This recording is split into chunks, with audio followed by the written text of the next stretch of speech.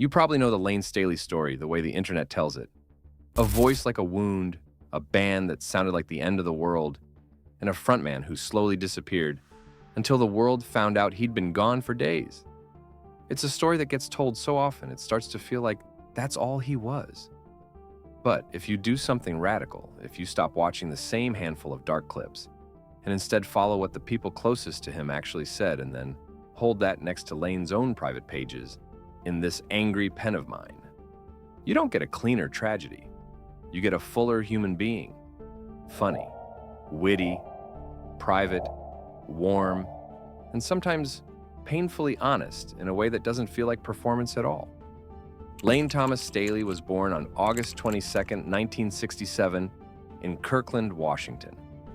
That detail is easy to recite, but the part that matters for this story is what multiple sources emphasize about his early creative life. He didn't just become a singer one day. He was a kid who leaned hard into art and music early and who started on drums when he was young.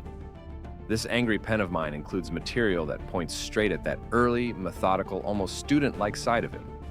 Things like organized notes related to drumming and early musical practice. That's not rock legend behavior. That's somebody building a craft from the ground up. Before the Seattle sound had a name, Layne moved through different scenes and styles. In his teens, he performed in bands that leaned toward glam aesthetics, long before flannel and distortion became shorthand for authenticity. There's even early footage of a teenage Layne speaking thoughtfully about lyric censorship, years before fame entered the picture. I mean, there's enough controversy on our name, more or less, than our songs. We've just signed with a local record company.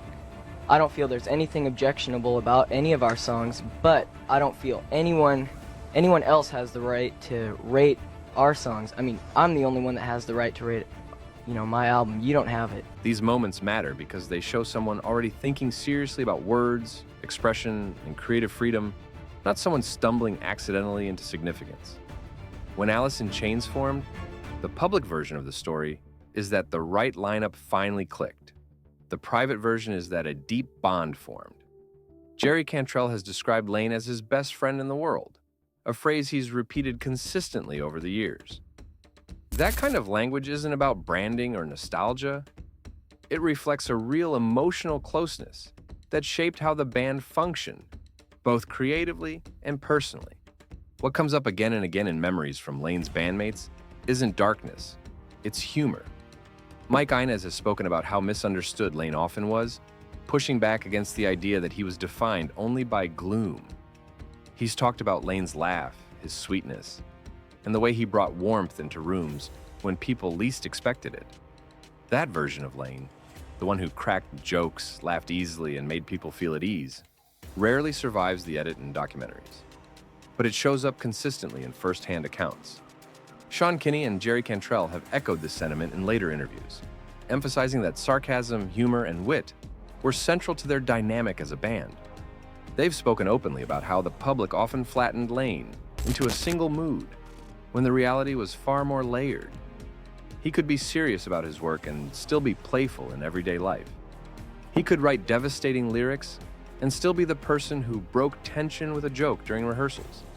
Personally, I remember watching the Nona tapes when it came out in 1995 and being struck by how human it made the band feel. What stayed with me most was Layne's silliness, the humor and ease that rarely, if ever, showed up in interviews or performances.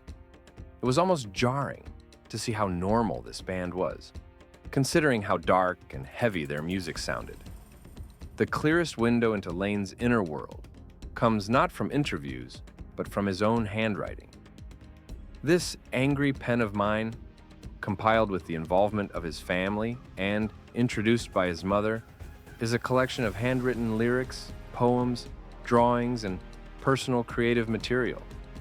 These pages weren't created for an audience. They weren't cleaned up or curated to tell a story. They show Layne thinking on paper, circling words, crossing lines out, repeating phrases, sketching images alongside lyrics. What stands out most in these writings is their lack of performance. There's no attempt to explain himself, no effort to shape how he'll be remembered. The material feels unfinished because it was never meant to be finished. It reflects a mind constantly processing emotion, questioning itself, and returning to the same ideas from different angles. This aligns closely with how people who knew Layne described him: inward, reflective, and intensely self-aware.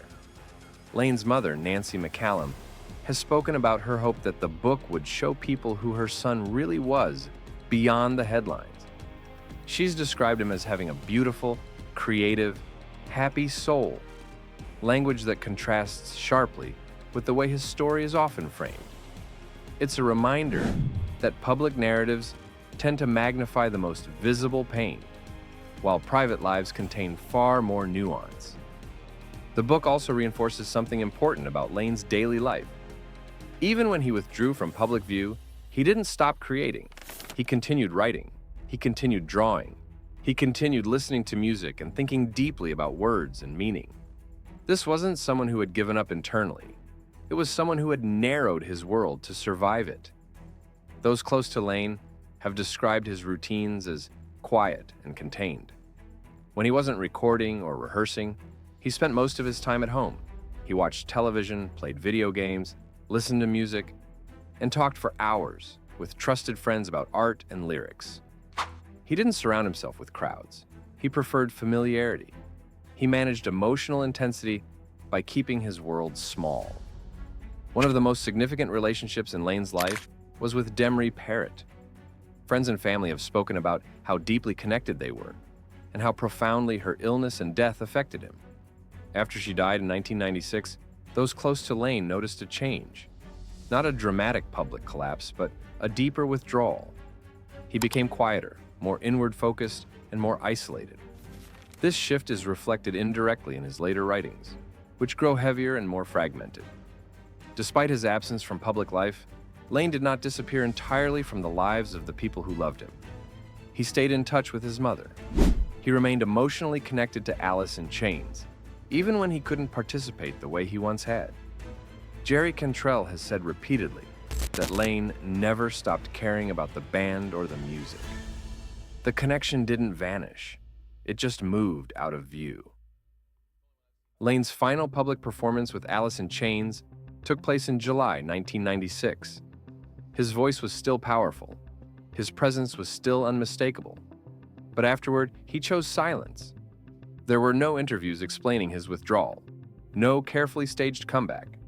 He didn't attempt to manage his image or control the narrative. He stepped away. When Layne Staley died in April 2002, the public story hardened around the most tragic elements of his life. But the people who knew him and the pages he left behind tell a more complicated truth. They describe someone who was kind, funny, thoughtful, and deeply sensitive. Someone who struggled, but who also loved fiercely and cared deeply about the people around him. The version of Layne Staley nobody filmed isn't a secret. It exists in laughter remembered by friends, in boundaries set out of love, in handwritten pages filled with crossed-out lines and unfinished thoughts. He wasn't just a symbol of despair or a cautionary tale. He was a person who felt intensely, created constantly, and lived much of his life quietly, away from the lens. If there's an image worth ending on, it isn't a stage or a spotlight. It's a desk, a pen, a page covered in handwriting. Someone trying to make sense of the world privately, honestly, and without an audience. Whatever else history decides to remember, that part is undeniable. Layne Staley was creating until the end.